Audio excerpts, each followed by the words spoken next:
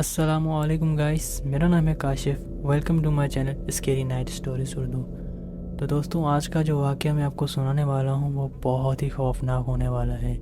दोस्तों, आगे बढ़ने से पहले मैं आपको बता दूँ कि ये जो वाक़या मैंने रेडिट से लिया है, इस वाक़े को अगर आप गौर से सुनोगे तो आपको बहुत ही खौफ चढ़ जाएगा। लेकिन आगे बढ़ने से पहले अगर आप हमारे चैनल पर नए हो तो प्लीज़ पहले चैनल को सब्सक्राइब करें और साथ में बेल आइकन को प्रेस कर लें और ऑल नोटिफिकेशन पर क्लिक कर लें। इससे होगा ये कि नई आने वाली वीडियो सबसे पहले आपके पास पहुंचेगी। तो चलिए बिना किसी टाइम वेस्ट के इस कहानी को शुरू करते हैं।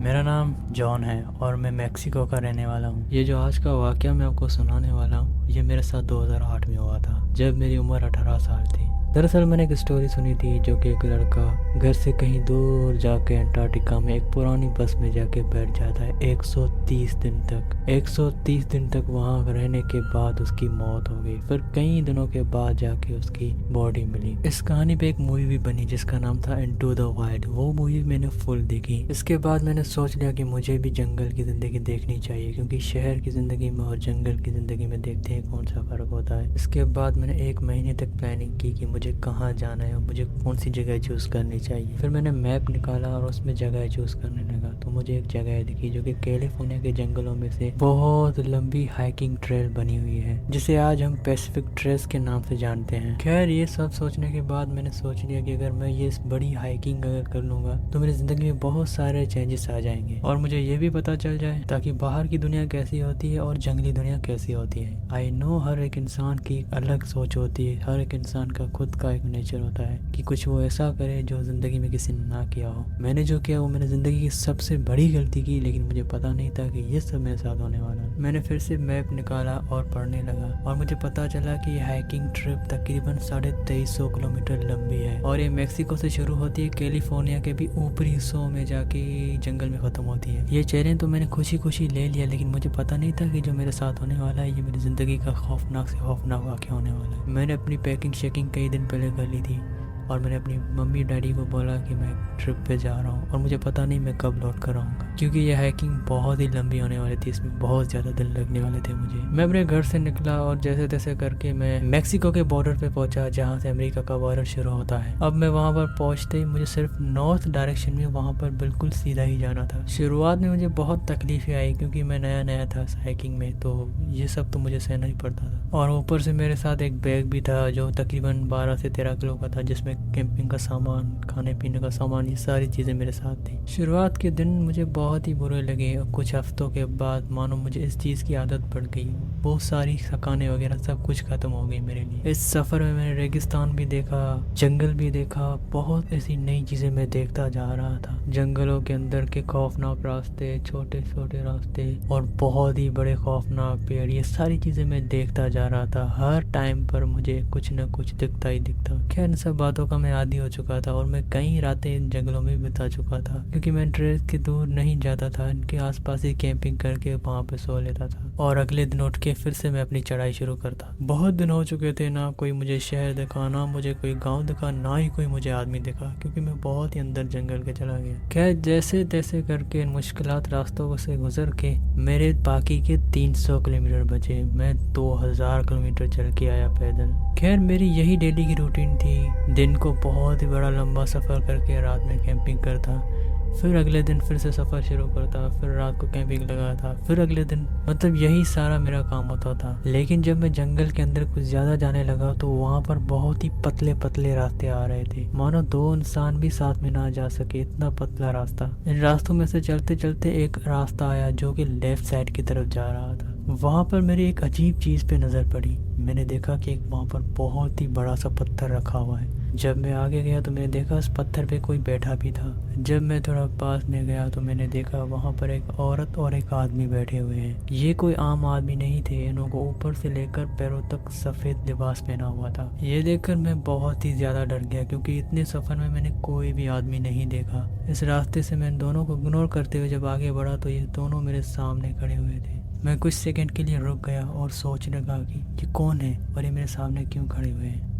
मैं थोड़ा आगे गया और उन्हों को हाय किया, लेकिन इन्हों की तरफ से कोई भी जवाब नहीं मिला मुझे, और ना ही कोई रिएक्शन ऐसा मुझे दिया। जैसे थे वैसे ही खड़े थे वहाँ पर। मैंने 2-3 बार हेलो किया लेकिन कोई भी रिस्पॉन्स नहीं मिला मुझे उन लोगों की तरफ से। मैं उन लोगों को इग्नोर करते हुए अपने रास्ते पर निकल, और एक बारी भी मेरी हिम्मत नहीं हुई कि मैं उन लोगों को पीछे मुड़ के देखूं। मैं सीधा बस जाने लगा स्टेयर पे, बल्कि चलने की स्पीड भी अब मैंने और भी ज़्यादा बढ़ा दी। आप अगर मेरी बात का यकीन करें तो मेरी उस टाइम पर रूह कांप रही थी, क्योंकि आप इमेजिन करें आप जंगल में अकेले हो और 2 सफ़ेद लिबास में आप लोग कोई ऐसे इंसान देखो जो कभी आपने देखे ही ना हो। मैं इन दोनों सफ़ेद लिबास वालों के बारे में सोचता आ रहा था कि इन्होंने मुझे क्यों रिप्लाई नहीं दिया। खैर मैंने सोचा कि शायद इनका कोई पर्सनल इश्यू होगा, इसकी वजह से इन्होंने मुझे रिप्लाई नहीं दिया। खैर चलते चलते मुझे दोपहर हो गई। फिर मैं रास्ते में साइड में रुक कर अपने बैग से खाना निकाला और खाने लगा। कुछ देर के बाद खाना वगैरह खा के मैंने अपना सफ़र फिर से शुरू कर लिया। लेकिन अब चलते चलते मुझे शाम हो गई और अब सूरज भी ढलने वाला था। इससे पहले कि रात हो जाए मुझे कोई अपनी कैंपिंग के लिए जगह ढूंढनी थी, क्योंकि वहाँ पर मुझे अपना कैंप लगाना था। जिस रास्ते से मैं जा रहा था वो रास्ता बहुत ही संकरा था। इसके लिए मुझे कोई खुला सी जगह चाहिए थी जहाँ पर कैंप लगा सकूँ। मैं कैंपिंग की अच्छी जगह ढूंढते ढूंढते तकरीबन जंगल के अंदर 200 फीट की गहराई पे मैं चला गया अंदर। तभी जाके मुझे कोई अच्छी कैंपिंग की जगह मिली जहाँ पर मैं कैंप लगा सकता था। मैंने अपना बैग उतारा और वहाँ पर रखा, उसमें से कैंप वगैरह निकाला और कुछ देर के बाद मैंने वहाँ पर कैंप लगाना शुरू कर दिया। कैंप लगाने के बाद मैंने अपने बैग से खाना वगैरह निकाला और खाना खाया। खाना खाने के बाद जिस थैली में मैंने खाना खाया उस थैली को अच्छी तरह से मैंने बांध के पेड़ की टहनी पे ऊपर फेंक दिया ताकि वो लग जाए। और ये हर हाइकर ऐसे ही करता है, क्योंकि बचा हुआ खाना अगर तुम कैंपिंग के आसपास फेंकोगे तो वहाँ पर उसकी खुशबू पर कोई जानवर आ जाएगा आपके पास, इसीलिए हर हाइकर ऐसे ही करते हैं। खैर उस खाने को फेंक के मैंने उसे नोटिस किया कि उस टहनी के ऊपर ही खाना है। कुछ देर के बाद मैं अपनी कैंप में जाके सो गया और सुबह उठते ही मैं अपने कैंप से निकला और अपना कैंप जो है वो लपेटने लगा और मेरी नज़र ऊपर पेड़ में जाने लगी। तभी मुझे याद आया कि कल रात जो मैंने खाना फेंका था वो ज़रा मैं देखूं। लेकिन हैरानी की बात है वहाँ पर खाना नहीं था। मैंने समझा मैं किसी गलत पेड़ को देख रहा हूँ। फिर जब मैंने सही से देखा कि वही पेड़ था, उस पर खाना नहीं था।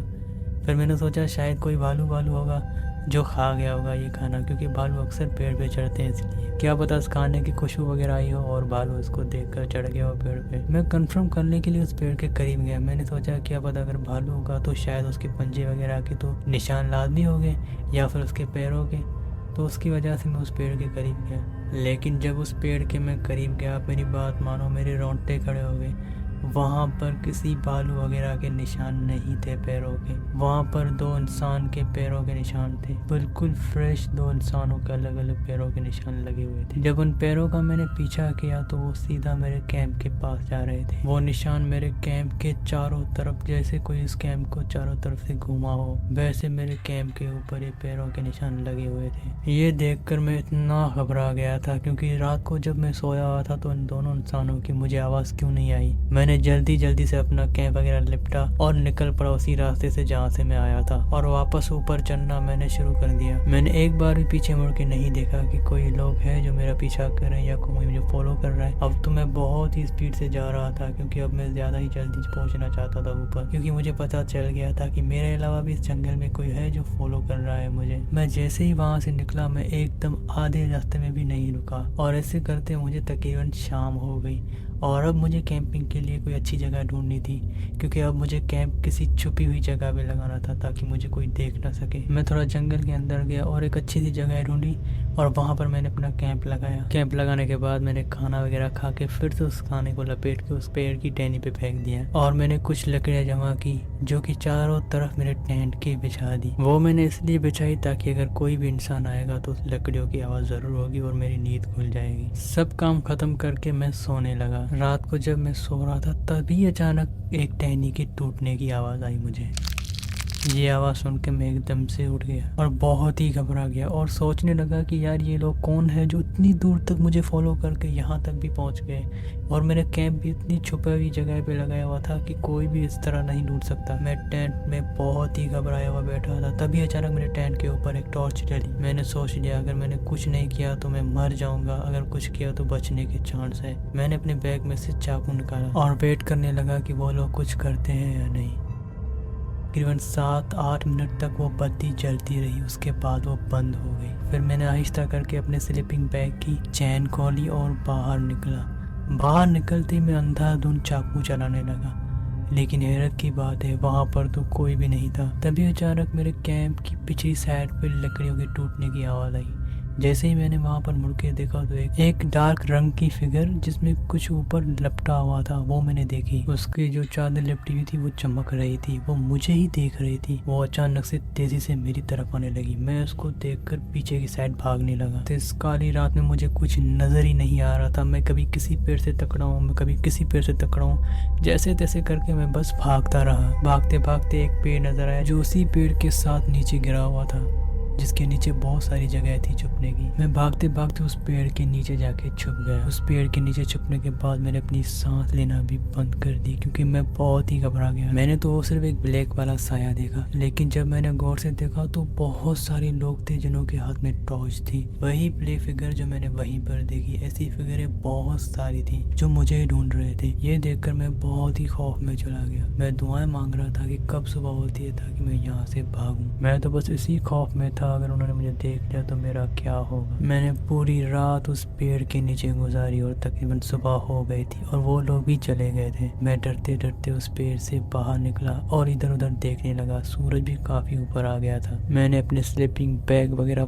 सभी कुछ वहां पर छोड़ा और सीधा उस डायरेक्शन में भागने लगा जहाँ पर मेरी चढ़ाई रह गई थी। मैं फिर से वहाँ भागने लगा। मैं भागते भागते तकरीबन 7 से 8 घंटों के बाद एक गाँव में पहुंचा जिसका नाम था कैस्टेलिया कैलिफोर्निया। मैंने सीधा वहाँ से गाड़ी पकड़ी और सीधा जाके पुलिस स्टेशन में गया और रिपोर्ट लिखवाई। मैंने सारा वाकया उस पुलिस वालों को सुनाया और उन्होंने मेरी बात पर क्लियरली यकीन कर लिया क्योंकि सिर्फ जॉन नहीं था जो जंगल से बचकर आया था। ऐसे कई लोग इस जंगल से बचकर आए थे जिन्होंने रिपोर्ट वगैरह लिखवाई थी। जॉन को पुलिस ऑफिसर ने ये सारी बात बताई कि तुम एक अकेले हो जो वाहिद इस जंगल से बचकर आए हो। कुछ साल पहले कई लोग हमारे पास आए थे रिपोर्ट लिखवाने कि हम तकरीबन 6 से 7 लोग थे जिसमें से हमारे 3-4 आदमी गायब हो गए जंगल में। इसके अलावा भी बहुत सारी रिपोर्टें हमारे पास आई हुई है, लेकिन तुम शायद किस्मत वाले हो जो कि इस जंगल से बचकर आए हो और तुम थे भी अकेले इसलिए तुम बच गए। उसके बाद पुलिस ऑफिसर ने मेरे फैमिली को कॉल की और मेरे मम्मी डैडी वाले भी वहाँ पर पहुँच गए मुझे लेने के लिए।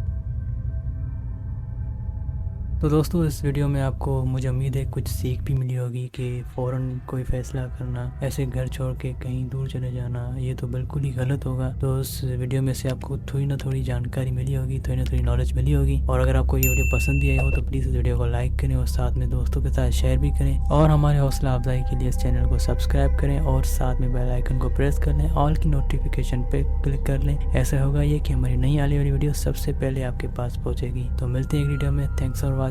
अल्लाह हाफिज़।